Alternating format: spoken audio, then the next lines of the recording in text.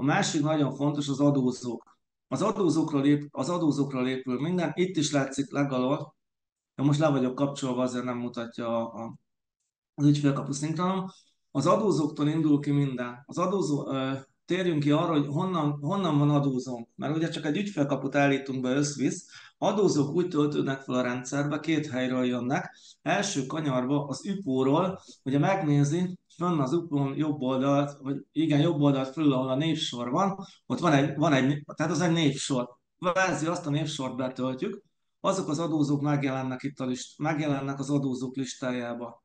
Most ezt szépen Patrik átírta, úgyhogy lett mindenki. A Bakos Bendegusz KHT-től kezdve a Bakos Balázs BT-ig minden van. Ezek az adózók betöltődnek. A másik, ahonnan adózókat kapunk, az a tárhely. A tárhelyen az történik, hogy amikor a tárhelyre belépünk, akkor ugye ott meg bal oldalt, a lenyílóban benne vannak a cégkapuk. Ezeket is átírta. Jó. A cégkapuk megjelennek, a hozzám rendelt cégkapuk, azokat fölhozza, és a cégkapuk, és hogyha azon belül talál olyan ügyfelet, aki nincs az üpon, vagy valami üzenet adódik hozzá, azt ugyanúgy adózóként létrehozza. Így ezáltal valószínű, hogy több adózónk van a névsorban, mint amennyit az üpon keresztül kezelünk.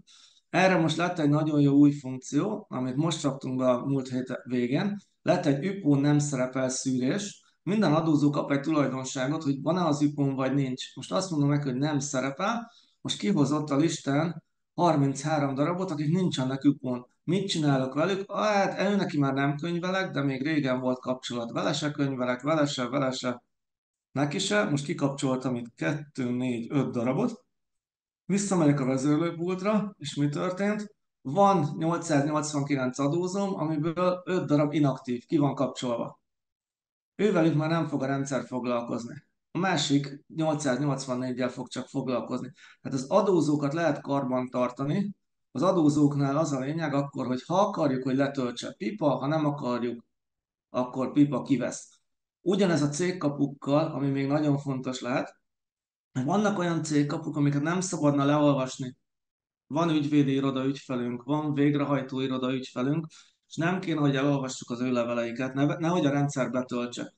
Fogjuk magunkat, mondjuk ő Balogh Boton ZRT, mondjuk ő egy végrehajtó, akkor kivettük az X-ét, meg Balogh Kata NRT, ő meg végrehajtó, kivettük az X-ét. Innentől kezdve ennek a két ügyfelemnek, hiába vagyok cégkapu meghatalmazottja, a rendszer nem fogja átvenni a levelét.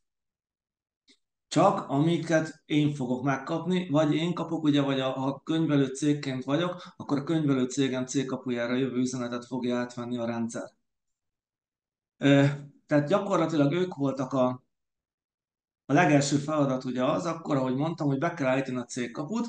A cégkapu első tallózása után megjelennek az adózók, de ezelőtt mindenek előtt az volna a legjobb, hogyha beállítanánk a szűrőket, a szabályokat.